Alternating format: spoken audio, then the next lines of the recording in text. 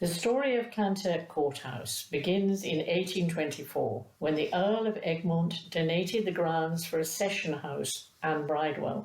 This was in the wake of political pressure led by Irish politicians in Westminster, which demanded the removal of power from the grand juries in order to make justice more transparent and accountable. Designed by George R. Payne, who along with his brother John had trained under the great English architect Nash, the man responsible for London's Regent Street, Trafalgar Square and Buckingham Palace. Nash had sent the Payne brothers to oversee the building of Loughoutre Castle in Galway, after which they chose to stay in Ireland, establishing separate practices in Cork and Limerick, but often working in collaboration. The municipal buildings of the brothers reflect the commercial importance and civic pride of the towns and cities they were erected in.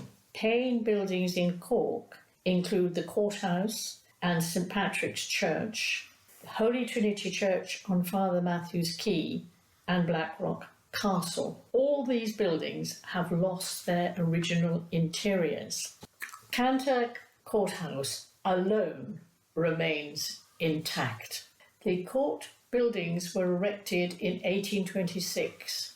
They consist of a courthouse, judges' chambers, meeting rooms, a bridewell with cells for both male and female prisoners, and a prison keeper's house. The original internal fittings and furniture has survived, including the Venetian windows and the limestone flagstones in the vestibules.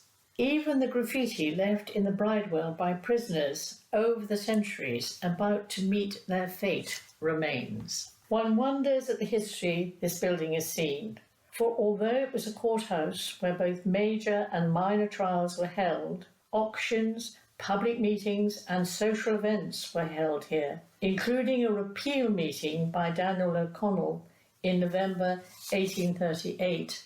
According to local folklore, Arthur Conan Doyle, while staying in Kanturk, attended the court, taking inspiration for some of his Sherlock Holmes stories, sitting in the gallery which allowed for the first time members of the public to observe the court sessions. It is no surprise then that the courthouse was recognised as a structure of significant importance in the National Inventory of Architectural Heritage in 2009. Kanturk Courthouse itself has not only made a major impression on the streetscape and landscape of Kanturk, both in its scale and design, but also on the culture and the history of the Duhallow region.